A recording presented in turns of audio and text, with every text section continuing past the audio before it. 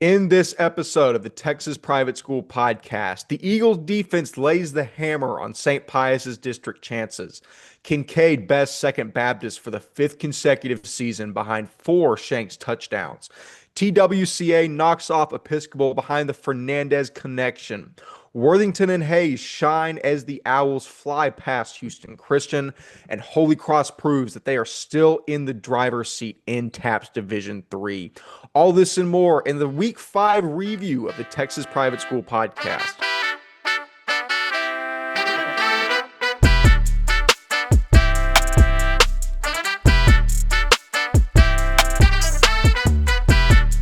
Hello and welcome back to another episode of the Texas Private School Podcast. I, as always, am one-third of your hosting crew, Wes Tolleson. Walker Lott and Ryan Schroeder join me from College Station and Oklahoma City, respectively, while I call in from Dallas, Texas. Gentlemen, another fantastic week in private school sports. Walker, we got, I guess, what was a win over Auburn on Saturday. You were live and in person. I'm kind of glad I wasn't in person for that game, or else I might have, you know what? I'm not going to say that. I'm just happy we got out of there with the win. Your thoughts on a narrow victory and a masterful Elko and Bateman performance to get the win. Dude, yeah, it was. I mean, the defense gave up 3 points the entire night. I don't trust that. I don't care about that touchdown. That was the offense's fault, right? Like 3 points. Unbelievable, right? And you can talk about Jackson Earl not being great, which he wasn't, and stuff like that. But defensive masterclass in every sense of the word. Offensively, like that is the most defining game of like shooting yourselves in the foot ever. We had 14 penalties for 119 yards. I think at least 7 of those were holds that called back multiple touchdowns, right? Like we were driving most of the game. We had 400 yards of total offense. Like we were offensively, we were good. We just didn't find the end zone. So if we fix that, we're okay, right? So that game should have been 35-10, but I was stressing. Like there was a time in the fourth quarter, I was, TV timeouts. I was sitting there and I'm just like, okay. And everyone's like, I had a guy tell me, and he'll know this if he ever actually watches the pod. He was like, "Hey, let's go." I'm like, "It's a fourth quarter. It's a one-score game. Who are You you sitting go." with? I know grad students, man. Some of them from different undergrads. They don't understand. And I literally told him, I was like, "Dude, Uber home. I don't care. I no." And I was genuinely annoyed by that. But yeah, I was sitting there. I was like, "Oh my Lord, why is this so stressful? This is not my fault. I didn't deserve this."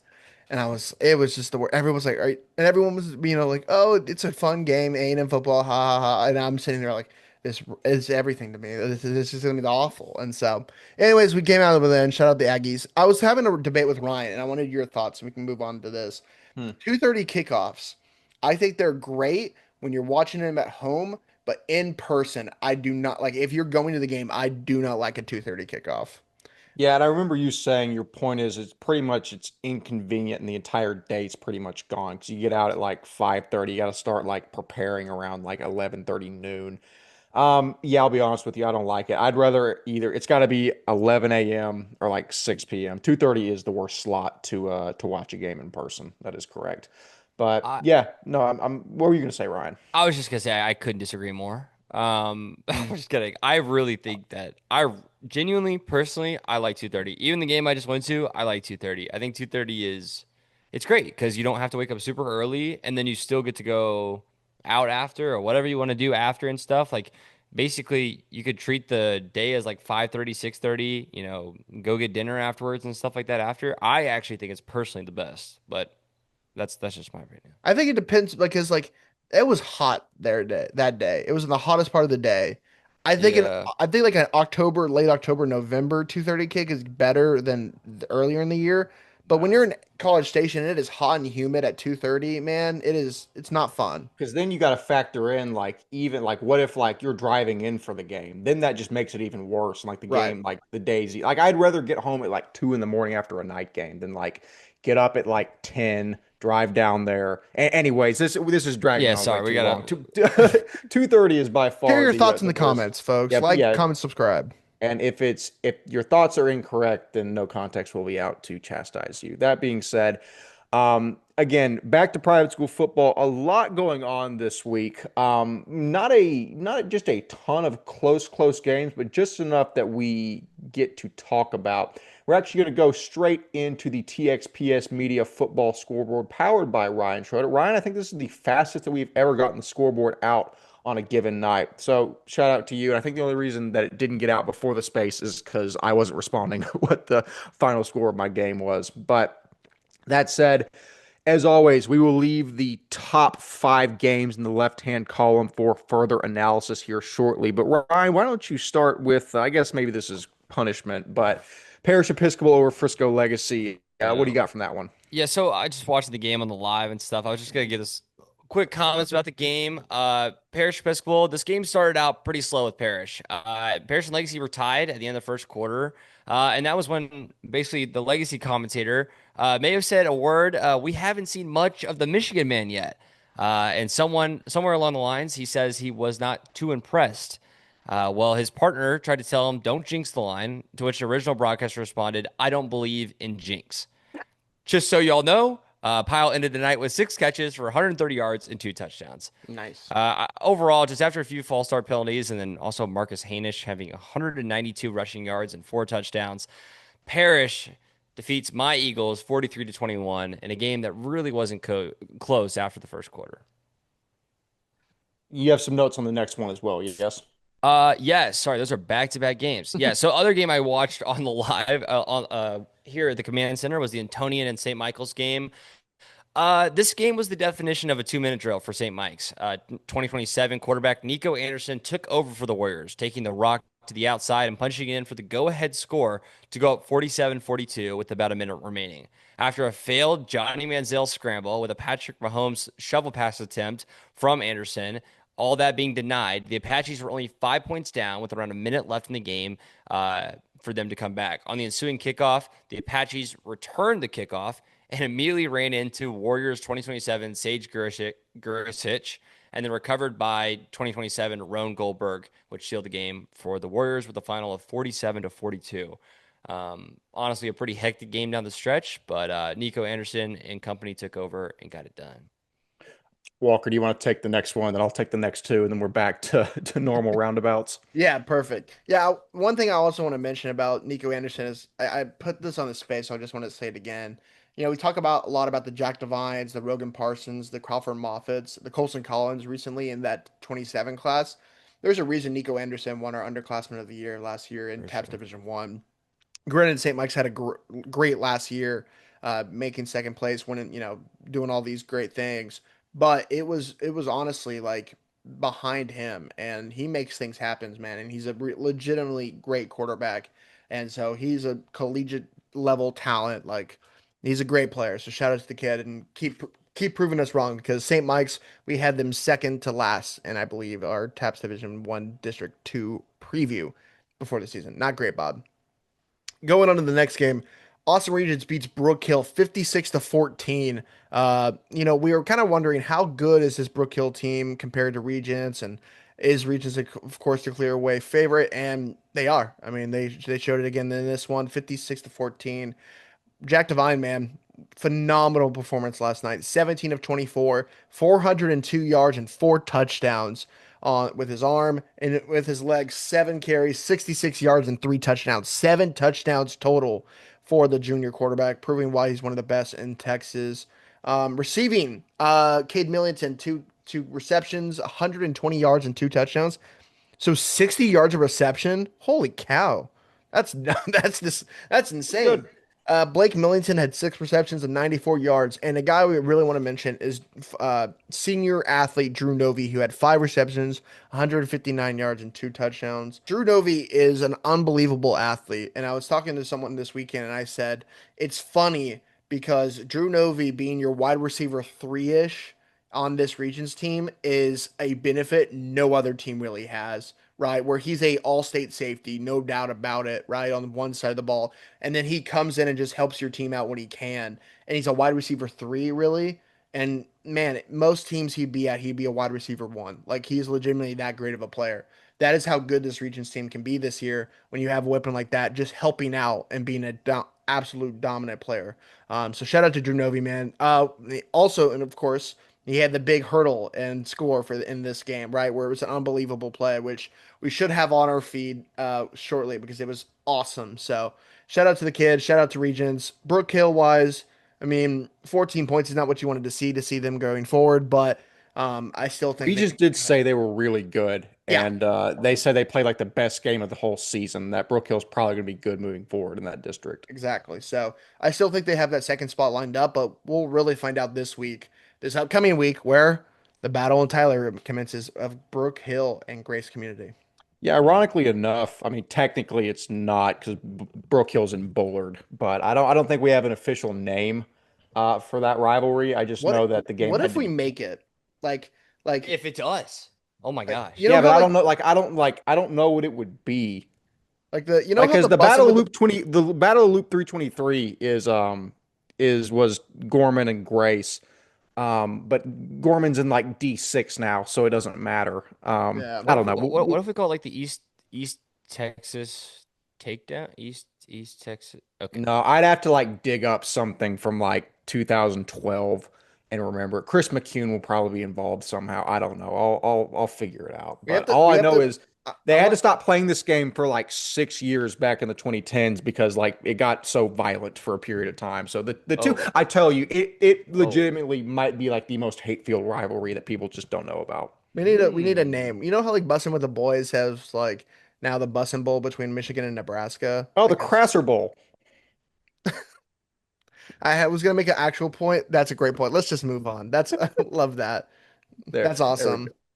Anyways, we'll figure that out later. That being said, the other team in the Craster Bowl, Grace Community defeated Brentwood Christian in their first district matchup, 33-14, behind a great performance from Braden Alexander. Don't have exact stats on the game, but I do know that Grace went up 22-0 in the third, in just sorry in the second. And just really good defensive performance from them. I do think a funny nugget from this is rolling through the game recap. Um, there's two little blurbs of commentary towards the end of the game. One says, "quote Refs are clueless. Series of bad calls and spots on last drive. Players on blue team being unsportsmanlike." So apparently somebody from Brentwood didn't take too kindly to the reffing in this game. That being said, looking forward for Grace, I think it's important for them. It's actually vital to get a win versus Brook Hill this week and try and set themselves up, if they can get past Hyde Park, to be the second team in this district because that puts you on the opposite side of Regents in the playoff bracket, and maybe you can extend your stay a little bit longer. That would make sense if District 1 wasn't so good and you have to run into All Saints and the like. That being said, Braden Alexander is a freak. Slade Etheridge is also really good. Shout out to Grace Community, and hopefully they get a win over the nice people from Bullard next week. That being said, next game, Southwest Christian versus Covenant Christian, ends up in a win for Southwest in an absolute shootout, 63-48. I was live and on site at this game. Um, I'll say the same thing as I did on the space. The recap for this game is two words. It's Trey Mosley. 424 rushing yards, 8 touchdowns. Out of the 9 touchdowns they scored, he scored 8 of them. It is the most impressive performance I have seen in a game since I started covering in the last 5 years. I mean, quite literally, the way that Trey Mosley goes is the way that the Southwest team goes. Griffin Blocker blocking for him obviously is a big deal. But on the flip side of that, you can't allow 48 points to Covenant Christian. Covenant's a good team. Jonah Williamson, their backup and might end up taking over the job at some point, is the absolute truth. That sophomore is a man. Grant Cruz is also a fantastic athlete. Covenant is going to be good moving out of this. I'm honestly more concerned about SCS with this performance than I am Covenant. Trey Mosley's going to do his thing. Defensively, can't let up 48 points. That's my analysis there. Well said. I mean, there's nothing else to say. So, I think Ryan, you got the next one. Yeah, I'll take this one. Yeah, Tomball Homeschool defeats Fort Bend Christian 31-18. Fort Bend hasn't really found their footing yet this year, right? Obviously, starting 1-4 is not ideal, but from what we've heard from Rhett Terrell as well as Bradley Hanna, our two interns that are down at Fort Bend Christian, they're saying that they think Tibbetts coming in at quarterback is going to be a real change of pace for them this year. And also, Tomball Christian is just an insanely good homeschool. It's not like the other homeschools that play the private school teams in the Texas space. Tomball is a great team. They're going off against Woodlands this next week. They have Houston Christian, which I think is a really decent matchup on their schedule. Brook Hill, TMI. Like, Tomball is going to see a pretty decent slate this year, and to prove that they are someone to mess with in the freelance space. We talk about Cornerstone being a good freelance team. Tomball's a good freelance team, just at different levels. But yeah, I think Tibbetts and Fort Bend are going to make a different outlook on the rest of the season. Yeah, absolutely. Sorry, I was I was on my phone. You can laugh. Oh, But just the thing about it admitting was, it, just Oh, flat so out you don't admitting lose it. your mind when Walker does it? Oh my yeah, gosh! hey, but I know I did. I tried. you know what's I had crazy? I to. wasn't even on my phone. I was looking at something else, and then I looked down just to look at the time. But it is on my phone. I'll admit it. We'll get better at it. We're getting better. In the wise words of Buzz Williams, hashtag get better. Going to the next game, Pantego Christian beats Waco Live Oak 45-9 in a big win for the Pantego Panthers. I believe they continued their undefeated streak. Um, Looking at the team, looking at the max prep stats, Hayes Young, the quarterback, 5 of 11, 136 and a touchdown, with all of the yards going to Landry Kemp, the other sophomore, for 4 receptions, 135 and a touchdown. But the guy who had the big night, Anthony Jackson, the transfer running back coming in this year, 18 carries, 178 yards and 2 touchdowns. And also, I think he had 4 tackles on defense as well. Great night for him. Carson Brook, the other sophomore, 10 carries, 75 yards and 2 touchdowns, with Brady Reynolds, the senior, getting another touchdown as well. On defense, kind of the standout guy, it looks like, will be Max Gazzetta, the leading tackler, but Aiden Bingham, the sophomore, had three total tackles, 1 TFL, and 1 sack. So good night for him. It just looking at the overall stats, it seems like this Pantego team is pretty young. A lot of sophomores and juniors making big time plays. So looks like this team might be around for a while, but continues the undefeated streak. Shout out to them. Not much more you can ask for. And for Waco Live Oak, that's playing above your pay grade and playing one that's a tough one. So gonna move on for both teams. Absolutely. St. Mark's Weed Wax John Paul II out of Plano 58-7. I mean, it's what you need out of St. Mark's. And to be honest with you, quietly after an 0-1 start, they have since rattled off 4 straight victories over Cistercian, Greenhill, TCA, and John Paul II. Again, I mean, not to mince words, those 4 teams are not good. And I don't know what that tells you about St. Mark's, but I'm trying to even like conceptualize what that's going to mean. That being said, I think David Dixon's obviously very good. They're going to be, I can't even say fine in 4A because I'm looking at their next 2 games are Kinkaid and Cooper. They have the pieces to be competitive. Do I think they will be? To be honest with you, no. I'd be tickled to death if they were. Maybe games against St. John's. I'd say EHS, but I think EHS is going to be good, and so is ESD. This whole thing has just turned into how good SBC 4A is going to be. All that being said, St. Mark's has quietly rebounded very well from that opening loss to Fort Worth Country Day. Very excited to see them moving forward. Yeah, speaking of more SBC 4A, St. John's ends up defeating Lutheran South 35-21 in a game where, St. John's, like the old with Cole Allen, they just gave junior Hanley Sayers the rock, man. 21 carries, 157 yards, 2 touchdowns. Obviously just took over for St. John's in this game. Lutheran South, though, starting the year out right now, and I'll just tell you all this: they're 3-2. They've really played a plethora of different types of teams in the private school space. Houston Christian, Hyde Park, John Cooper, now St. John's. They'll see Second Baptist next week in their first district game of the year.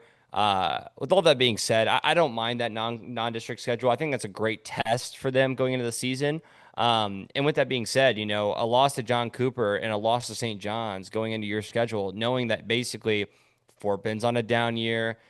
Second Baptist is not the same Second Baptist of the old.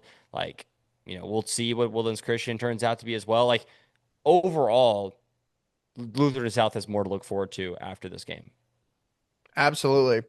Moving on to the other SPC 4A school, John Cooper beats Fort Worth Country Day 52-13, and a big win for them.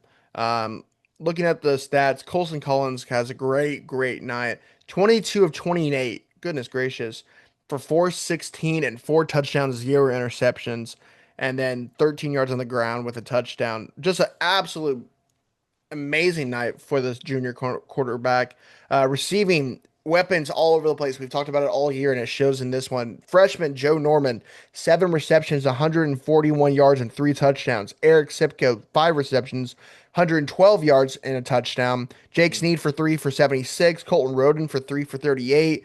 Solomon Woods for 1 for 14. And on the rushing sides, Colton Roden, 12 carries, 101 yards and a touchdown. Solomon Woods, the transfer from the Woodlands High this past year comes into this year and is dominating. 11 carries, 98 yards, and a touchdown. And one thing to mention, this is the first game of Jacoby Dixon's career as a Dragon. 4 carries, 32 yards, just getting him some reps in this one. 4 carries, 32 yards, 8 yards a carry, not bad for his first carries as a Dragon. From what I heard, it was kind of like, okay, this was the game to get him some reps in for district play or conference play. So not much to think, but I mean that running back room of Colt Roden, Solomon Woods, and Jacoby Dixon is the best in TXPS. It's not even close. When you have those two guys making that big of an effort, and then plus Dixon coming in next week, I mean that's a recipe for success. So very excited to see how that goes. On the flip side, Cooper Paul, the junior, had 206 yards passing. Fox Dog. Burton on the ground. Dog. Had 57 and a touchdown, and Cannon Factor led the way receiving 10 receptions, 78 yards and a touchdown. Dog. Defensive wise, guys who stood out: Pearson Todd, Luke Horak for Cooper. Interceptions by Sean Brown and Caleb Smith. I think the two corners. So good night for the Dragons. What you kind of expected over a solid Fort Worth Country Day team. Now they get into this is where the fun begins, to quote Star Wars and my other nerd reference of the day. Dog, you've done the fun begins quote, I think, probably 4 times this year. Yeah, but I'm gonna say it again. I'll think of a new one. Anyways, now you're making me hate my flow. That's okay. You know, it's okay. It's okay. Anyways, John Cooper, big win for them. Moves on to district play next week. Conference I play. was laughing in the middle of that just because you said district play, no conference play, and just SPC calling it conference play. I know it's the C in SPC, but it's just like it's the most SPC thing ever. Like I Yeah. can't, if you understand it, you understand. It's just very funny to me. Because there's no district. It's just one conference. No, but just conference sounds so more like hoity-toity. Right. It's Yeah, just, oh, it's it sounds, awesome. No, the it sounds word- official, and you know, I'm better than you, but The just worst kidding. is because we do TXPS so much. When I talk about A&M and I'm like, oh, we have to go. We're going to go when we get into district play, and they're like, no. They're like, no, it's SEC conference play. I go, yeah, you're right. It's like, hey, do you know like I run a media company? That's like it's a great segue into that. Yeah, sorry, so I'm just always working Yes. on this stuff. So Sorry, man. Like SEC football is great, but it's not SPC football. exactly good. Moving on to a game that was not competitive. Prestonwood Best Nolan Catholic 56-7, and best is probably the lightest adjective that I could use.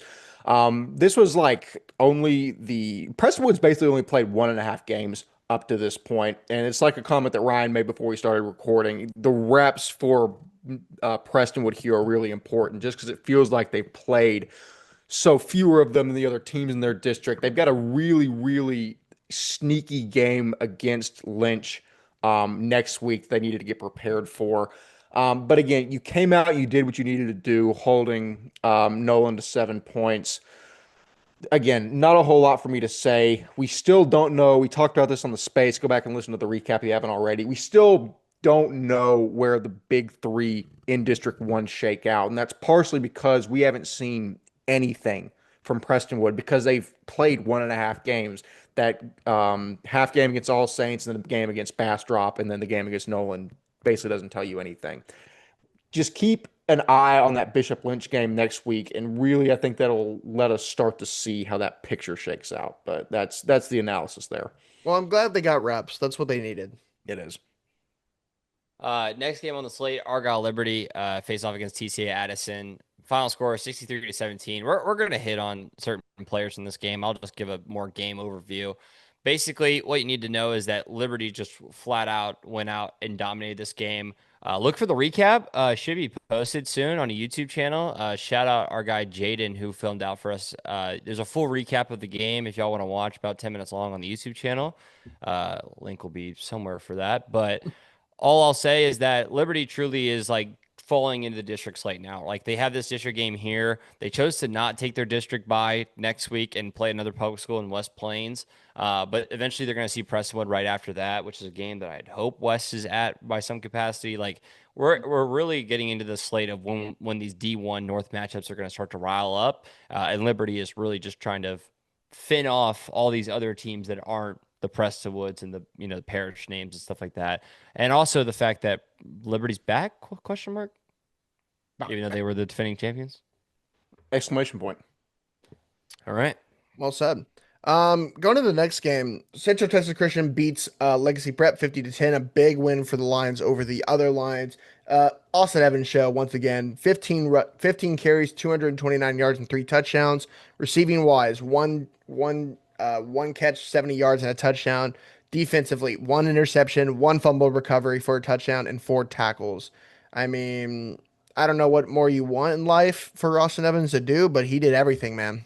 Question: Is Austin Evans better than Tabor Tyson? Yes. Is he better than Zach Johnson at Shiner? Dude, you're throwing it back, man. Zach Johnson, man. Wow. That's a no. at I'm gonna say no because the guy played. I think he's still playing collegiate baseball and maybe at the Division I level now. Well, this ain't baseball. Let's say He was. What I'm saying is he was the big. He won 4 state titles. Right. Enough said. You know what I mean? But he had Noah Bodeker with him. Yes, of course. But And also like, his younger brother, Nate Bodeker. the Bodeker yes, brother. you're not Gosh, wrong. what a But time. like, he was Nobody literally- has any idea what we're talking about. No, that's years before their time. Years. These kids were in middle school. God, you're not wrong. Yeah, no, those Zach Johnson won 4 state titles. I think he rushed for like 2,000 yards a year. I mean, Tabor Tyson was the real deal. I'm not going to discredit him. He was the real deal, first team All State guy. I just think Austin Evans, man, he is like Tabor, but he's doing it on both sides of the ball, and that's what makes him so crucial for this team. And I just think, he's a bigger back. He's a powerful, like, he's the best running back in Division 4 this year. And even in Tabor's time, you could say, yeah, probably he is, but I don't know if he was the bona fide #1 guy during those years. No, that makes sense. I just that crossed my mind when. Oh yeah, it's a good point. And it's a good comparison. It is. That being said, Central Texas Christian, I mean, our favorites in D4, if there's no team named First Baptist, really, really interested to see how they progress. Moving on to a game that's actually a lot more interesting than I thought, and I'll get into why in a second. Pittsburgh out of East Texas, the public school defeats Dallas Christian 23-20. There's layers to this, which is interesting. DC took Pittsburgh into overtime. They walked it off on a field goal, yada, yada, yada. Pittsburgh, just to give you some context here, remember, Grace Community lost by 7 to Dallas First Baptist, which in our opinion is by far the best team in D4. And we think Grace Community is halfway decent. Pittsburgh beat Grace 45-0. They only beat DC by 3. So Dallas Christian, by the transitive property, is a decent team in D2 this year, which means they should be competitive still, very much so, in TAPS Division 3. Will that actually work out? Probably not, because the transitive property, once you stretch it over that many layers, it gets really diluted. I'm going to choose to believe that because it makes me sound smart, and I'm just connecting dots together. Sure. I think a key thing for Dallas Christian is twofold. The first is DJ Stanley is really emerging as the talent for this team. 22 carries, 129 yards, no touchdowns, but Cooper Johnson gained 1 on the ground. The other more alarming thing is that it still doesn't seem like they've really, really got a quarterback nailed down. 3 guys attempted at least 4 passes in this game. I actually got a text from a source that said, we don't have a quarterback, period. So I don't know how much more bluntly you want it put than that. I don't think it's a huge deal for DC, a team that's traditionally a power run team and ultimately relies on their defense with guys like Hudson Dietz, Kirk McNeil, Jack Lemon, and John Wright. But ultimately, I think any questions that we had about, is DC going to struggle this year is probably answered in this game, and I think it's no. That's me trying to make a mountain out of a molehill, but that's what we are not paid to do on this program is extract analysis from small kernels. So there you go. Mhm. Next game on the slate, Fort Worth Christian, Victoria St. Joseph. Fort Worth Christian absolutely dominates 45-7. After letting TVS put up 52 points on them, they're still 5-0 on the year. And you have worries about the defense, right? In some capacity, not the defensive line by any means, but the defense in general. And they end up basically only letting up 7 points in their last two games against opponents that may not be up to the same caliber, but overall, Fort Worth Christian is 5-0 going into district, which is by far more impressive than I think I would have given them credit for going into this year. And obviously, it's the Gigliotas, it's Anding, it's Bo Pearson. Everyone contributed. Anding had 2 touchdowns and over 100 yards and stuff on the ground, so give him player of the night for Fort Worth Christian. But overall, just a pretty easy performance for the Cardinals. I'm taking credit for their success, by the way. Really? Uh, I am. I Did you mean, ever deliver the what? keys, What? by the Because way? you keep what? No, that's a good. I need to get. Do we decide Wow. if we're doing that to Tucker Ashford or Fort Worth Christian? Probably Tucker No, they Ashford. they got lost last time we sent it to the school. Probably because some teacher probably threw them away because they were like, "What is this?" That's Some concerning that front my house person. key is probably in the hands of somebody under a bridge somewhere. But Well, Yeah, that's Texas high yeah. school football for you. But okay. no, send it to Tucker and just call it a day because they do deserve them. So, Hmm. moving on to the next game. Also, by the way, speaking about that Fort Worth Christian game, that is such a weird matchup, Victoria St. Joseph versus Fort Worth Christian and non-district. Like two different parts of the state meeting in the middle someplace or at those at home and the home. Just a fun one. I just Anyways, wanted it's like a coach relation, obviously, but like that's so weird. They're so yeah. far away. This is such a fun one. Central Catholic beats St. Dominic Savio 53-21. Very interesting, right? Where Central Texas kind of goes crazy. Looks like Tristan Soto has kind of been the main guy for Central Catholic at the quarterback position. He went 12 of 23, 196, and 2 touchdowns with interception. On the ground, it was Joseph Carrion with the biggest night, 74 yards and a touchdown. McLennan and Sapp also scored on the ground.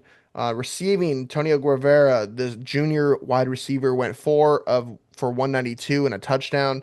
Jason Sapp also one on the ground, one in the air for him, the sophomore. Um, the other guy I really want to mention in this one, it looks like they decided to throw to Avin Houston's way, and that was dumb of them. Uh, 2 interceptions, one was a pick six. Just 5 PBUs. They decided to throw it to Avin Houston's head way, and that's just you don't do that at this level, man. He is unbelievable. Um, 2 interceptions, one for a pick stick. Definitely up for consideration for player of the week, for defensive player of the week for us, man. What a guy. I think he just went on a visit to Hawaii. So shout out to him, man. Hope Mm. you enjoyed it in Hawaii. I wish I could go on a visit to Hawaii. Gosh, Real. man. In other news, back in Division Three, Bernie Geneva defeats Shirts John Paul or New Braunfels John Paul the second 49-6. Interesting piece of trivia. Shirts John Paul has not beaten a team in their district outside of Corpus Christi John Paul in the last 7 years.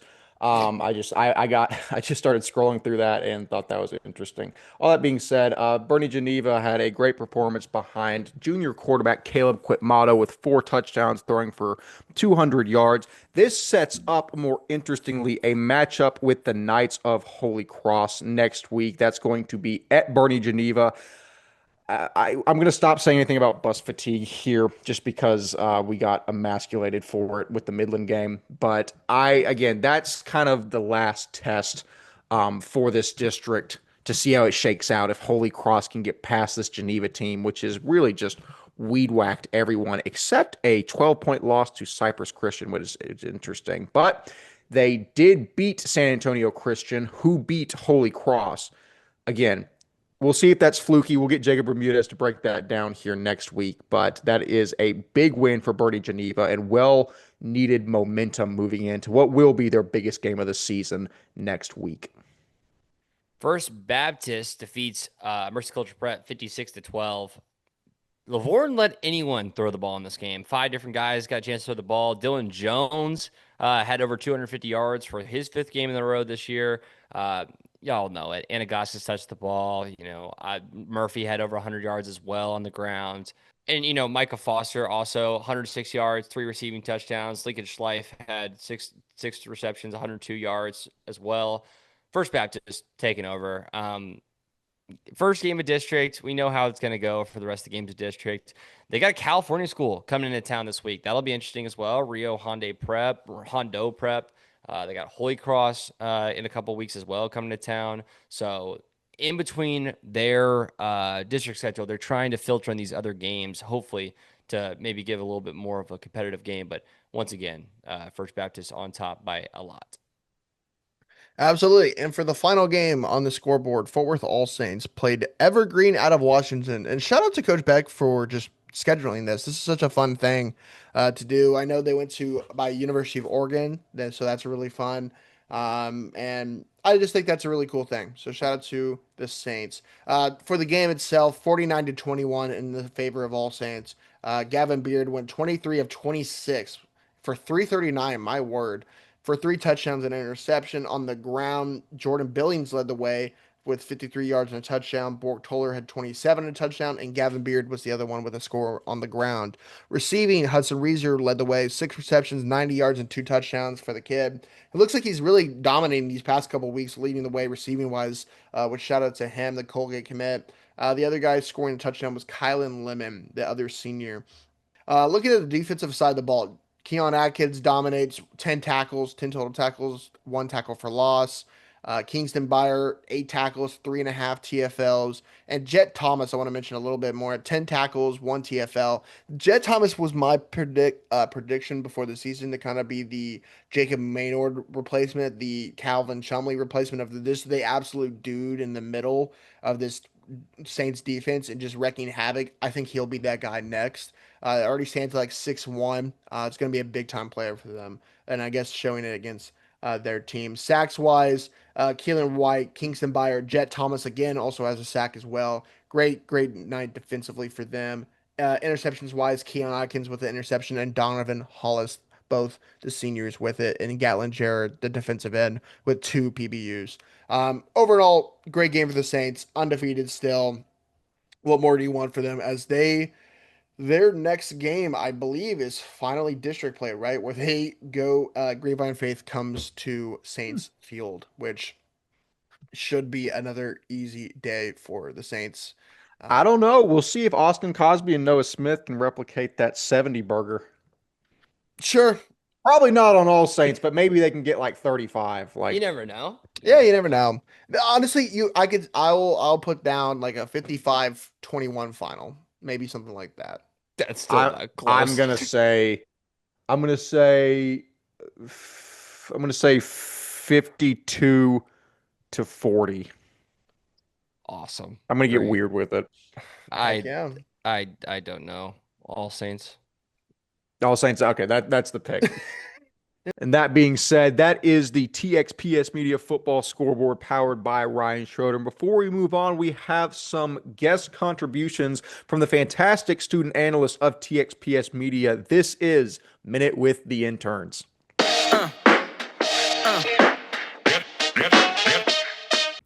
St. Michael's edged out Etonian Prep in a thrilling 47-42 victory on Friday, with the Etonian Apaches coming in hot, putting up 21 points in the first quarter and taking the lead at the half. Etonian really leaned on their run game while St. Mike's used their impressive passing attack, led by star quarterback Nico Anderson, who had an outstanding game on Friday. He had over 360 passing yards, 5 touchdowns, and 36 completions, with the help of St. Mike's wide receiver Andreas Batone, who had a big impact early on, scoring a touchdown in the first quarter and having over 200 total yards. The rest of the game was tight with a back-and-forth scoring battle between the teams, but the Warriors got it done, scoring late in the fourth quarter, pulling it out to secure their win. This Friday, Parish Episcopal took on Legacy Christian in what was an amazing matchup. Parish was able to take home the victory 43-21 thanks to their offensive attack. Both seniors, running back Marcus Hanish with 192 rushing yards, and then wide receiver Michigan commit Jalen Pyle with 130 receiving yards and 2 touchdowns. They were able to take down Legacy Christian, who has their first loss on the season, falling to 3-1, getting ready to face Trinity Christian. Parish will then go on to face in-district matchup against Nolan Catholic. Thanks for tuning in this week. I'm Bradley Hanna with Minute with the Interns. So thank you yet again to our fantastic student analysts for their great contributions. It is very exciting to see them continue to progress in their coverage of the game. And it's weird to think we have this kind of entity that sprawls out throughout the entire state that contributes to TXPS football coverage. Very rewarding to see where it's come in the last 5 years. That being said, before we get into our 5 games of the week to review, we have some superlatives to give out in the form of players of the week, one offensive, one defensive. If you've listened to any portion of this episode or watched anything we covered on Friday night, the offensive side should be relatively easy. It is Fort Worth Southwest Christian senior running back Trey Mosley setting 2 single-game records for the Eagles with 424 rushing yards and 8 touchdowns in the win over Colleyville Covenant. Walker, we have spoken at length about the caliber of amazing running backs that the Eagles have had year over year. The fact that he went out and set 2 single-game records in the same contest, these stats are what a lot of running backs would consider a pretty decent season. Trey Mosley did it in 1 game. What are your thoughts on what exactly we're dealing with in Trey Mosley in TAPS Division II? I mean, he's the best running back in D2, and I think the best running back in all of TAPS, right? All of TXPS. Like he's truly incredible, man. He's truly a Division 1 back. He's a superstar. Like you always say, as much as he goes is where SES goes, right? He's going to be the guy who kind of wins them these games in district that maybe they shouldn't, right? So it's going to be interesting to watch. Going back to that SES, in the early 2000s, we were good, and then we had probably 15 years of not being good, maybe something like that. And now we're kind of back to being a solid Division 2 program, which is good to see. The one thing that we've always had though is a great running back, where that is Jeremy Rogers back in the day, you know, Stephen Willis, Daniel Williams, around my time, Corey Pumphrey, right after me, Antoine Polk, Corey Harris. Um, we've just had so many good running backs. That's kind of the position that is like always been the good one for us over the years. Well, we've had a couple of receivers here and there, like most people do, but the running back has always been kind of our strong suit, and he might be the best out of all of them, which is an insane thing to say. But I mean, with stats like that, you can't deny it, right? Like, I think that's the first of many records he's going to break at SES, right? He's going to break the season rushing record. He's going to break the touchdowns in a season record. Like, it's going to be an all-time performance in SES history for Trey Mosley this year. And this is just one of the games for him to do it. Yeah, with stats like that, he might end up making a run at some career records in one season with SES, which is just quite frankly bonkers. Ryan Schroeder, Trey Mosley, the best back in Division II, we can say confidently right now. Your thoughts on what is the most eye-popping performance we might have seen since we've started covering the program? I think I kept saying, and I know when I texted this or said on the space that it felt Cole Allen-like, right? It felt very much like, and like Walker said, SES is going to win games this year that they otherwise would have not won without him on the roster, fully taking over these games and stuff. And it's the same way how Cole Allen for St. John's would flip their entire team into a top 3 team in SBC 4A. Just by his name alone. And you could actually argue that Trey Mosley, even though they're not the same type of player, because Cole Allen is a little bit of a skinnier type, quick, shifty type, whatever. And obviously Trey Mosley is just, I'm going to run you down, and I can still get shifty, but I'm going to mow you over. But the sentiment is still the same. He's winning them games, and he's doing it at a high level in terms of stat wise. All that being said, if SES is going to make a statement in district play, it's going to be because of him specifically. And I don't think anyone would disagree with that at all. Even the other SES players and stuff, but they have other dogs too. But we all know the same. It's the same. It's the Cole Allen statement. There's other dogs, but we know who's the one that's eating every game. Exactly. No, I think that's very accurate. So congratulations to Trey Mosley, the TXPS Media Offensive Player of the Week. We will now flip to the defensive side of the ball, where reading the stat line for the defensive player of the week, we see one scoop and score, one interception, 4 tackles for loss, a sack, 3 quarterback hurries, and the leading tackler for the Argyle Liberty Warriors.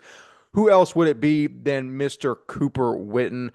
I'll put my hand up here and say I might have been skeptical whenever Cooper got announced as the first 5-star in the class. Or sorry, it wasn't then. It was, or we were asking, is he actually a 5-star? And I was like, it's not that I think Cooper's a power forward guy, but when I think 5-star, I think like quite literal freak athlete. Yeah. I am just my plate is full of crow that I'm eating at this point. I mean, he's fantastic. We've seen this since he was a freshman. I know that it says an offensive player of the week, but combined with that, he had 3 receptions, 101 yards, and 2 receiving touchdowns. I mean, I said it in the superlative episode last week, or the section, that he's going to be the MVP of Division One. This proves that statement. Walker, Cooper started his career with Liberty as a freshman, as a strong safety, making plays on the defensive side of the ball. He's fast, he's agile, he's hard hitting, he's mean, and more importantly, he's smart. It seems like he's always in the correct position, whether he's playing safety or now linebacker. Your thoughts on this stat line and how far he drives this Warrior team? Yeah, I mean, there's not much more to say. I think you worded everything pretty much perfectly. I would just say this to opposing offensive coordinators. If he's on one side of the field, you go to the opposite side. He will still track you down, but you might make a couple extra yards along the way. Like legitimately, I don't know since I forget the guy's name. It was the Ohio State commit that played at Prestonwood years ago, like a decade ago. And his older brother was a big basketball guy. Ryan, you might remember this back in the day. He played with Randall Julius at, I think, around that time. Mm. But that was the biggest, like, big time defensive player we've had at in TXPS. I think he's the next one. He's legitimately one of the best we've ever seen come through TXPS.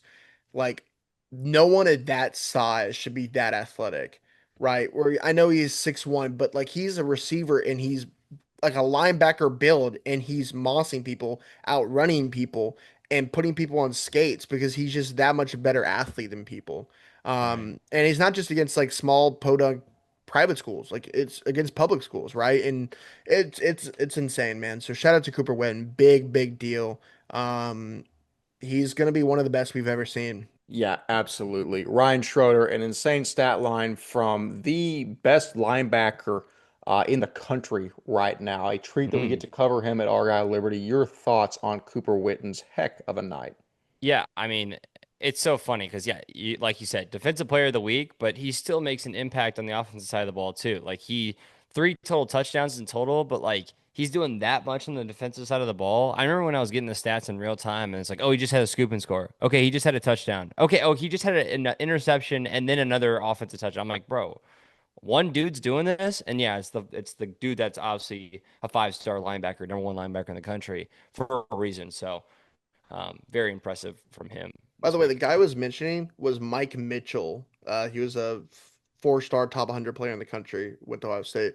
His brother was Mickey Mitchell from the Plano West squad that was Tyler Davis and a hog. Remember those days of those guys that played basketball at A&M West a couple years? Oh, yeah, it was Hagen. Did you say Tyler Davis? Yeah, Tyler Big Baby. He was that's that year that A&M had that insane recruiting yeah. class. And got Tyler Day, by the way, I grew up loving deep post play. Tyler Davis is one of my favorite guys I've ever watched. Him and Jaleel Okafor for Duke are two of the best back to the basket college Yeah. basketball players I've So ever he seen. was that third guy on that Plano West team with those two.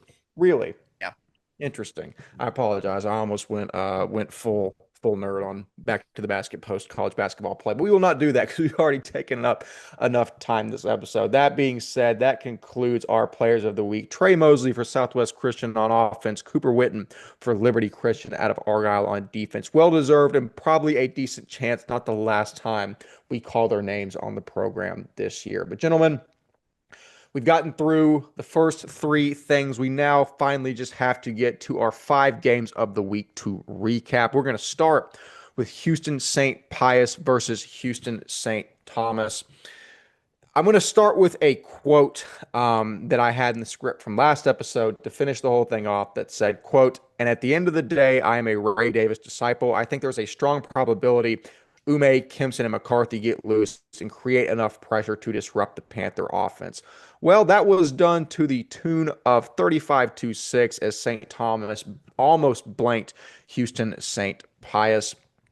Um, Again, this was a really, really big win for the St. Thomas defense, but it was kicked off by senior running back Javon Waldron with a 15-yard rushing touchdown midway through the first quarter, following an interception from senior safety Hudson Lloyd. Junior running back Miles Stewart exploded through the hole, which granted was created as a result of a clear hole by the left tackle, but he also sprinted 30 yards to the Eagle lead to extend it to 14. Senior linebacker Liam McCarthy and junior safety Price Cravens would generate tackles for loss and an interception before the end of the first quarter, as defensive dominance would be the theme for the contest and perhaps the season for St. Thomas. Senior kicker Michael Taylor would nail a 30-yarder to extend the Eagle lead to 17. Miles Stewart would then gain his second score on the evening to make it 24-0. Both defenses would hold strong through the third quarter until Waldron got jealous of Stewart's performance and sprinted for 38 for his second score of the evening with a minute and 3 seconds remaining in the third quarter. Michael Taylor would then nail his second field goal of the night, and Noah Carrasco would hit senior Jarrell Moore for a 30-yard score to round this one out as a 35-6 victory for St. Thomas. In terms of overall storylines from this game, St. Thomas is allowing less than 14 points per game on the season. That includes teams like St. John's, Lake Creek, Kinkaid, and Houston St. Pius. Those aren't stat padding scrub teams. You're doing that again. Ray Davis is out here with guys like McCarthy and company on defense and Ume, just really imposing their will.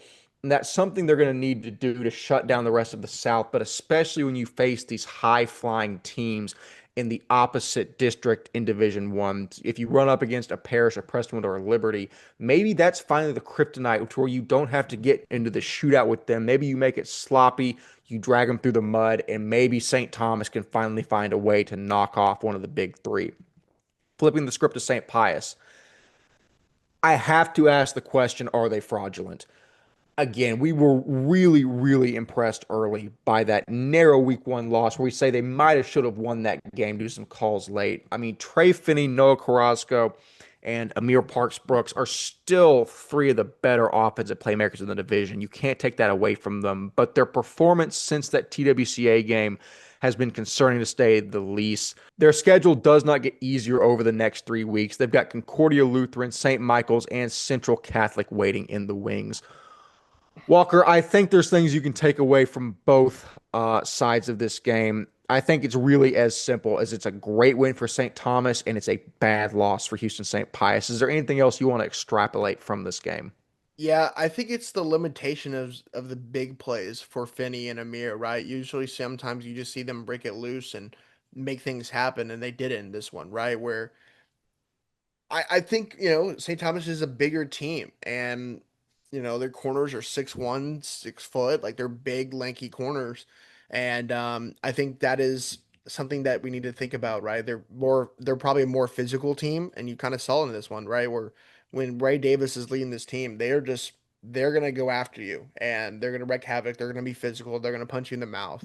And yeah, I'm intrigued to see it because not even one touchdown from either of them. That's crazy. They didn't let like no big plays happen. They might have had a big shot, right?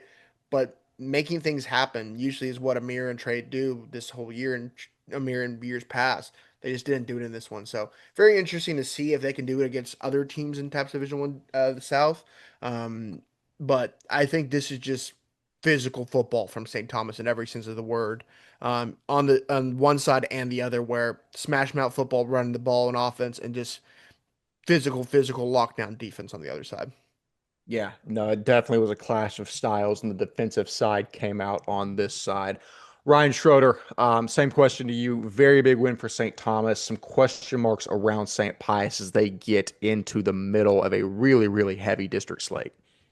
Yeah, I think it just kind of given the St. Thomas top of the South kind of vibe that we that is kind of expected. There's just so many moving parts, right? Like we see another district matchup in the St. Michael's Antonian game that we already talked about. That game is as close as it could have been, right? So projecting what it's going to be down the rest of the year after a game like this, where St. Thomas just really shows that they are back in the driver's seat, maybe a little big in that district and stuff, at least from what we can tell. Obviously, new coaching change, everything else that happens at St. Thomas this past year. We were a little scared after the Kinkaid flare, 2 weeks ago and stuff. But obviously, that's Kinkaid, and Kinkaid does that. So, all things considered, St. Thomas going into Central Catholic next week, I'm more confident about St. Thomas than I think I have been in about a couple years. Yeah, I think so as well. Again, back in what was that 2020? Was that 22? Whenever it 20. was when it Let me was look. Dante Lewis. I Was think it it? was 23. The Yeah, 12 in that one that year. was 23. Yeah, that was Dante Lewis, Johan Kansas Cardenas. Yeah, Kansas all State pitcher Dante Lewis at yeah, that. Kansas State pitcher Dante Lewis. Yeah, but I don't know. Again, I don't. It's a very, very different team. They have great weapons on offense, just not quite the same. But I think the defense could be much better. Or not could be. I think it is much better. All that to say, D1, the picture is starting to come together in my mind. That'll change four more times until we get to the state game. But as of now, it's starting to shake out where we might see these teams. That said, we will move down to a matchup between an SPC 4A and TAPS Division 2 team where the Woodlands Christian Academy battens down the hatch following 17 allowed first quarter points. They shut down Episcopal 38-24. Guess who? Santiago and Julio Fernandez lead the Warriors here behind 225 yards and four touchdowns from Santi and 116 yards and a receiving touchdown from Julio, as Cade Blackburn and Braden Stevenson also reeled in scores. Gavin Bridges, Prince Holiday, and Colby Cheatham recorded tackles for loss, and Landon Ho racked up an interception to get his name in the paper. Overall, basically, this is the result that I expected from this game, and it's also not a net negative for Episcopal. I think that TWCA would be the favorites. It's arguable with Kinkaid in SPC 4A. So a close contest here means that Episcopal should be able to make another push towards the 4A title game. Again, it's not an apples to apples comparison, but all we really can do right now before we get deep into district play is like, okay, well, we think this team would be here in your division. If you played them close to X points, maybe that means y'all are still good. What I'm saying here is that all of the preseason predictions saying Episcopal's going to be terrible, they're going to be dead last in 4A, what's going on in Bel Air, they were overblown. I think Episcopal's going to be good. I think they have a lot of talented playmakers, but I think TWCA is the better team, and they really just proved that in this one. Walker, I mean, especially with Second Baptist and Lutheran South taking, quite frankly, big steps back, Fort Bend Christian looking bad right now. This looks like the widest margin it could be to be TWCA's district in District 4 right now. And hopefully, again, remember the way the D2 bracket shakes out is that it's all of District 3 and District 4 on one side. So they completely avoid District 1, the District of Doom, and then District 2. So quite really, their competition is Second, or not Second Baptist, it's San Antonio Christian, Second Baptist. Like, I think TWCA's got a really easy path to state. I don't know if you can fully extrapolate that from this game. Your thoughts on the contest and TWCA moving forward? Yeah, I think that's what you can maybe start theorizing to say, right, in the next couple of weeks, but I agree with you. And this was something from hearing from what I heard. TWCA was out of almost 4 or 5 starters in this one, and Oh my that's God. still the result they did. So very impressive. I think like at least 3 on the defensive side. Baron Meacham had a pretty good one in this one too. I think he took one ball 100 yards to the house. I don't know if it was a kick return or something, but um, I mean that's what Baron Meacham does, right? Lightning in a bottle. Yeah, I think this is a big win for TWCA. We needed to see it. I said it. I said I need y'all to make a statement. I need to see it. I want to see y'all do it, right? Because I didn't see it offensively in the week one until maybe late in the second half. I wanted to see it fully in this one. That's what they did. 38 points on a good Episcopal team. That's what you want to see. So I think one of their graphics said statement made, and I'm gonna say that was directed towards me because I said that. So yes, they absolutely made the statement that you wanted to see.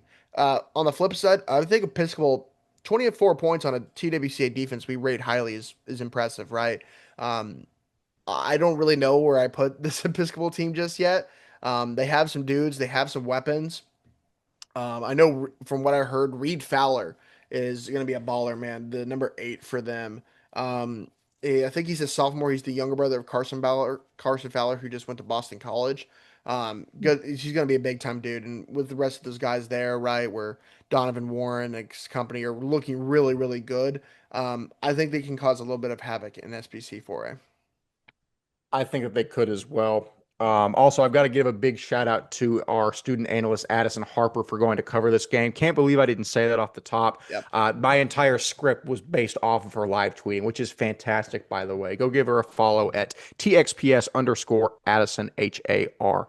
Ryan Schroeder, we've tried to extract as much as physically possible out of this game, but at the end of the day, it's a good performance for the Warriors out of the Woodlands. Your thoughts on the win for that squad? Yeah, I think Woodlands is clearly making their way to kind of project themselves as the best team in that district. On a Second Baptist down year, on a, Fort Bend down year, on whatever else I was saying earlier, TWCA is really coming to their own of being like, hey, we're showing up and we want to be this top dog in this district in Division Two, right? Uh, with a game like EHS, a team that's predominantly one of the best teams in SBC 4A, they have ran through the ranks in their non-district schedule. 5-0 so far. I think it's absolutely exactly what I would have scheduled. Some of these public school teams I don't really know, but I've said this before. I think TWCA is doing great. You get a good win against a really good homeschool team next week.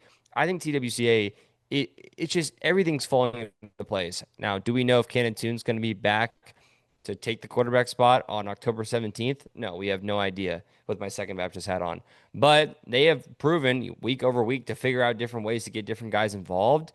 All things being considered, I think Second Baptist will not be what they were before. And I think Woodlands Christian over Fort Bend, over Lutheran South, over whoever else in this district is looking like the favorite if they haven't already. And I think you're about to see 6-0 after this next week.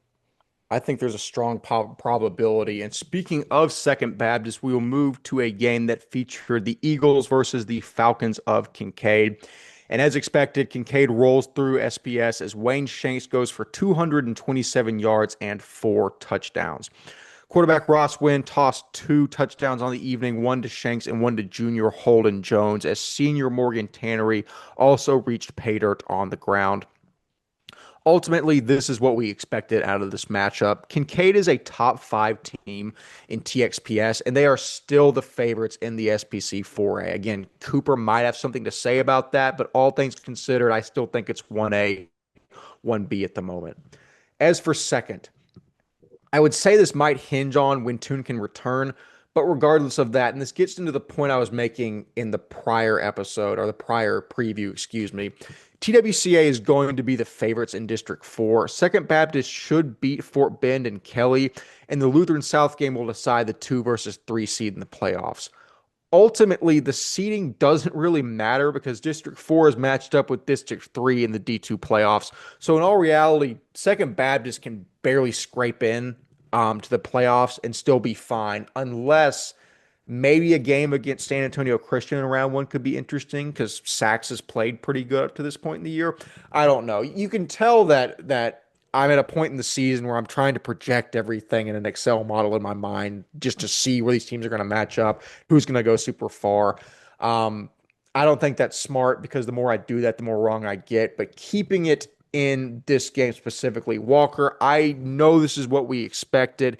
Is there anything that you want to take away from this other than the fact Kinkaid went out, handled business, they washed their hands, they move on to next week? Only thing you can say on the positive side for Second Baptist is your sophomore quarterback's gotten reps, right? Yeah. I think we talked about this on the space and basically said the same thing of like that's all you can take, right? The guy who was thrown into the fire and probably one of the most toughest non-district slates you can have in Houston, like he's thrown to the fire and has the reps to go into district play, right? So you have your best receiver now at You have a big time weapon at receiver now to help him kind of do that with Cannon Tune at receiver. So even if he doesn't take the quarterback spot, you'll still have a good weapon on the outside. Langston Davis running the ball. I mean, it's a rough time for Second Baptist, right? It's hard to project them to be what 1-4 through 5 games, but um, sometimes it just happens like that. So um, Second Baptist is still can compete in their district. I'm not really shocked about that, I won't be too shocked if they do. But yeah, it's definitely a rough 5 game slate for the Eagles. Yeah, the nice thing is none of these games matter because they're non-district games and they don't get seeded for playoffs. But from a point of pride, not exactly the way you want to start the year. Ryan Schroeder, to the man in the Second Baptist hat, your thoughts on both sides of this game as we move into next week? I'm gonna keep it short. I just mentioned Second Baptist a little bit from the TWCA game. There's really nothing much to mention. I've talked to you about the dynamic of Wayne Shanks now and Ross Wen and other parts of the Kinkaid offense. I talked to you about how I feel like their defense plays along with how their defense plays along and how they stopped Second Baptist to 17 points. Not the same Second Baptist offense, but still productive Second Baptist offense. All that being said, we're looking at the district slate ahead for Kinkaid, and it's we may know how certain games are going to go, but like Wes said earlier, this is maybe some of the best we've ever seen in SBC 4A, which is so funny because SBC 4A I feel like is always competitive in different ways, even though we see the same two teams in the championship every year. Yeah, I think that there's a good chance that we get some big shakeup in both divisions or conferences, excuse me, of the SBC Mm. this year, tying that all the way back to the beginning of the episode. But actually, we're going to stay within the SBC. So many great segues this episode to a game that Walker Lott was live and on site for Arlington Oakridge versus Houston Christian. Walker, what Yep. did you see in this one? Yeah, it was a fun one. Oakridge rolled down to Houston and dominates the Mustangs 41-27, and the biggest matchup of their season so far. Even though it was kind of a two-score game-ish, there really wasn't a time where Oakridge really wasn't in the passenger seat for this game. Offensively for the Owls, the athletes that we've talked about all offseason dominated, per usual, with 26-star athlete Cole Worthington scoring twice in the first half. One of the top 28 running backs in TXPS, Hudson Hayes, scored twice. He's a tough physical runner, but has some juice behind him. 26 quarterback Luke Dearman looked impressive throughout the night, looking comfortable, and found 27 Josh Dees for a passing score, and star 27 athlete wide receiver Kingston Parks dominated with a big catch over 40 yards. And this was all done without their best possible player throughout the season so far, and Caleb Walton being out for this one. Um, but he's expected to come back as the weeks go on. Defensively, the Owls are led by a dominant defensive line, and it showed Friday with 6'5 junior defensive lineman Yadi Warren having 8 tackles, 1 forced fumble, and one blocked kicked. 27 defensive lineman Easton Jefferson, and definitely one to watch 29 defensive lineman Caden Thomas, who is the younger brother of Corian Tank Thomas, who was one of the best to come through Oakridge since we have started TXPS. And he plays just like him. Strong, athletic, physical at 5'10, 5'11, 235. They pretty much stopped the run most of the night, and even caused a TD of their own with Josh Dees returning one that came from a block punt return on Houston Christian's opening drive. On the flip side, we wanted to see who kind of stepped up to the plate for Houston Christian, and so we can see how they compete in SBC 3A. And we did see it in moments, right, where 28 quarterback Jackson Angel honestly truly impressed me. He had 2 TDs on QB Coopers on the goal line to run it in for the score. He made some tough throws, man, and kind of showed me that he's going to be one of the top gunslingers in the 28 class. He throws the ball really, really well, and it showed in multiple moments. One being the first touchdown he threw to sophomore Max Clean. That was an absolute dot over the middle. That was a dang good throw. It also showed in finding his favorite target of the night in sophomore Harrison Jones on some just absolute bombs down the sideline. Jones is, of course, the younger brother of Anderson Jones, who just graduated and was one of the best to come through Houston Christian. And it looks like SVC will have nightmares of another Jones brother for the next 3 years. Other stands out for Houston Christian was Hayden McCarty, who kind of took on the majority of the running back carries in the second half and had a screen for like 35 yards for a touchdown. Um, overall, Oakridge is full of talent and is a physical on the lines of scrimmage and proved why we had them in our overall preseason #1. For Houston Christian, they looked the part and have the pieces to compete. To see them again in the title game, the question I pose to you two is honestly, can they? They have to beat the likes of Country Day and Trinity Valley to get that to get there. Can they do it? I was literally just about to say, and this will answer the question that we've got the SBC 3A title game lined up. It's Country Day versus Oakridge. With this dominant of a win over Houston Christian, and to be honest, the way that it seemed like it should have been by even more than it was. I mean, it's too much of an uphill battle. I mean, unless Oakridge is just that much better than teams like Country Day and Trinity Valley, which they might be. There's a world I think where somehow Oakridge is just like the best team in the world, and then Houston Christian goes back and beats Country Day and TVS. I'm saying based on the evidence we have, it's unlikely. I think they're good, but I think it's so much deeper this year, and it's so fun just because it doesn't seem like it's just a two-horse race that it's like I said, I told you this felt like an elimination game going into it. I think ultimately it's going to prove to be an elimination game. Ryan Schroeder, the way that the SBC is set up, it's so fun to be able to cover just how narrow and cutthroat even these early district games are. So to answer Walker's question, do you think that Houston Christian has a chance to play their way back into it? Man, it's hard.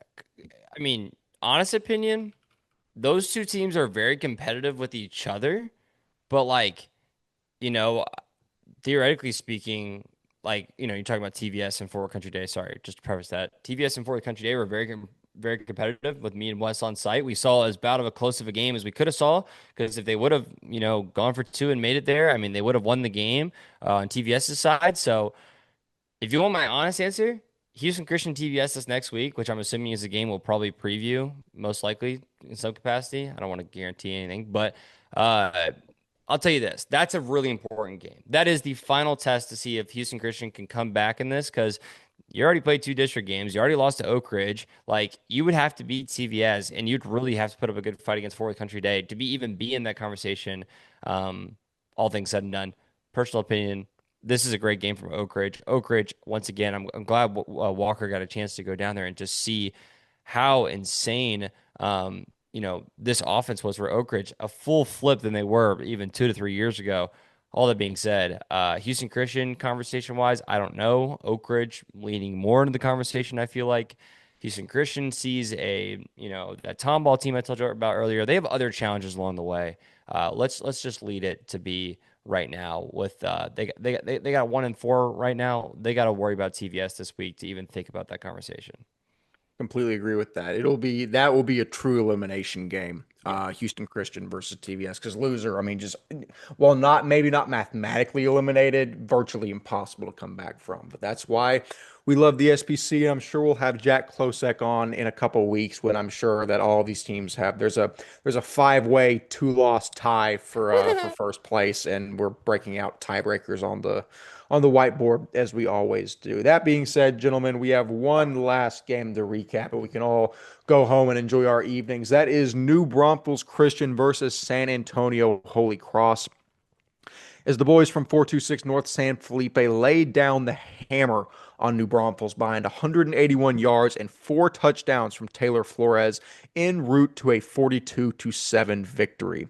Sophomore quarterback Rocky Orozco tossed an efficient 122 yards and a touchdown to sophomore wide receiver Crew Hudson. He also rushed for a score of his own. We started off the year basically saying that Holy Cross's chances for the D3 title were dead. I think without fully clocking that they played 3 schools that were considerably larger than they, and then beating 2 of them. Now they come against one of the 2 other contenders in their district, and Taylor Flores takes them behind the woodshed. Flores is averaging 150 yards per game on the ground with 6 touchdowns. You have to give massive credit to him and the entirety of the Knights' offensive line for their success so far this year. As mentioned, they've got Bernie Geneva next week, who beat San Antonio Christian, who beat Holy Cross. They smashed Shirts, John Paul II, but they also allowed 62 points to Cypress Christian and lost. That will be the contest to tell us where Holy Cross stands as of now. Walker Lott, as we've alluded to leading up to these games, there's two contests for Holy Cross in this district in Division 3 that are going to tell us where they are. The first was against New Braunfels, and that proved to be not even just a sweat for them to get through. Bernie Geneva looks like it might be more competitive. Again, if we just take using the transitive property, San Antonio Christian as an example, Holy Cross gets a big lead on San Antonio Christian, blows it, falls apart, ends up losing. Bernie Geneva beats San Antonio Christian. On paper, that says that Bernie Geneva should win this game. I'm going into this game thinking that Holy Cross might be the favorite. That being said, we're recapping the New Braunfels game, but anything else you want to add on top of that in terms of where you see this district in Division 3 shaking out, be my guest. There's not much to say. I'm gonna keep it short and sweet. Uh, Holy Cross just showing that they're still running that South District in Division 3. New Braunfels is still not there yet, and they will eventually, hopefully, but they're just not there yet. Uh, this game, this whole preview, the idea of this game is basically next week, and then Yep. you know what I mean. Like so, um, yeah. There's not much more to say. Ryan, you have anything? No, I think, like I've said a million times, Holy Crosses wasn't underrated, as Wes wants to tell me. We weren't underrating them. We were just rating them at a point where it wasn't the top. Which Is that proved to correct? be underrating. True. So then, are They're you just top winding? three in Are Division you? 3. I mean, is But like, that but low? I don't No, know. that Like, we what do but you want me to say? we were I mean we were right in saying basically here's what we said. We said they lose everyone that contributed and we can't rate them number 1 or super high until we figure out what they have. And even knowing what they have now, we know Lubbock Christian's still really good. That DC game against Pittsburgh is a positive in my eye, and I think they're still going to be good. I I think 3 is still probably appropriate. and I still think like if they because remember last year to get to the state title game they had to beat Covenant and they had to beat Lake Country. Covenant's not a slouch this week if they can put up that No. many points on SES. And if they have to play like the Dallas Covenants of the world, that's not an easy game either. No. So I don't think they have a clear, easy path this year. I'll say this. Not to like we haven't said Lubbock Christian's name yet, which apologies. They have played a ton of public schools and stuff. They played the new team from Prosper, the new high school from Prosper this week, Richland. We're starting and then they have district on the 10th of Lubbock October. Christian played the Prosper team? They're going to. They're going to play them this week. That's this week. Why? Because everyone's playing Richland, bro. Every private school Why is playing Lubbock Richland. Christian It's playing? the same thing that Iowa Colony Dude. did back in the day. Dude. I know this is a weird reference, but Iowa Colony played like multiple public school teams or private school teams in Houston, and now they're one of the best public school teams in the country. Lubbock. Why is Lubbock Christian in Lubbock playing them? You want to read Richland's schedule? Fourth Christian, Gunter, All Saints, Vernon, Brock, Lubbock Christian, varsity opponent, Long Creek, Legacy Ranch, and LSSS. Yeah, but one of these things is not like the others. Why? Why Lubbock Well, Christian? LSSS is from Houston, so There's why- a couple teams. I mean, where's Legacy Ranch at? I don't know. It's This is just so this is random, a long dude. Just this like is it's a like lo- yeah. the I big think taps teams in the Metroplex. I get. Why are we grabbing D3 Lubbock? I don't know. You're asking about scheduling from a Prosper team that's in public school. All I was trying to say is this is, Welker Horn's gone, right? Like there's other pieces of Lubbock Christian that are gone. I don't know what to judge off of your wins against Wink, Sundown, Stanford. You judge it New off Deal. of Fleming, Keaton Lee, and Day Atkins. Those Right. 3 dudes in D3, I think, are enough to win you games. They've got pieces around them as well. We're gonna see the Lake Country. We're gonna see the Covenant Christian matchup. We're gonna see Pantego, Will Park. Like we'll see how they do.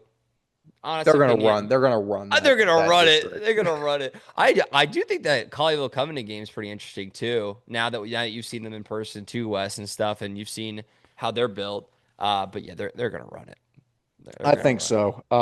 Again, this is the really fun thing now in the season where now we've actually got some common opponents and we can connect the dots and do all the matrix type calculations Yeah. and just ultimately be more wrong than we were to start the season. that first Baptist game in 2 weeks or whatever 3 weeks for Holy Cross is really going to show like because they've played the True. Covenants and all of those True. teams. They're going to be the measuring stick for this Holy Cross team. Man, That'll I think be I think First fun. Baptist is gonna I know you're about to wrap up, and rightfully so. Can I do something I totally forgot to do at the start of this episode? Hmm. I was gonna say I was talking to Coach Pirtle down there. I know you love him, right? And I was telling him, I was like, dude, I need a Houston Christian hat, and I only need one just to spite Wes Tolleson, just to say you gave me a favor and you didn't give Wes Tolleson a favor. And he goes, absolutely, I got you. So he got me a Houston Christian hat. Oh, brutal. He's got one for you I've too. known Terry Dude. Pirtle since I was 11 years old. Yeah, He it's does I'm this to sorry. me? He said remind Wes Tolleson like this is just for Walker. And so I'm doing that for you. Coach Pirtle was teaching us how to play dodgeball in elementary school. Yeah. That's how deep my ties go with this man, and I just get stabbed in the back like that. From a man from East Texas, I do not expect that type of behavior, and it hurts me deeply. Well, And it didn't happen. He got you another one. You- So I tried to tell you, you didn't even hear me. Yeah, I'm he ruining walked the off. surprise. so Oh, yeah. God. Yeah, so he didn't. You have one. I'll see you when I see you and I'll give this to you. But yeah. That's good. So shout out Coach Pirtle. I feel like, and again, I play things up on the program. I now feel like the biggest piece of crap on the planet doing that. Okay, well, again, I love Terry Pearl. I'm very glad you got us both hats. Shout out to one of the best that East Texas has to offer. That being said, this now feels like we've been recording and doing intern meetings long enough that this begins to feel like the end of a Twitter space where we all become delusional.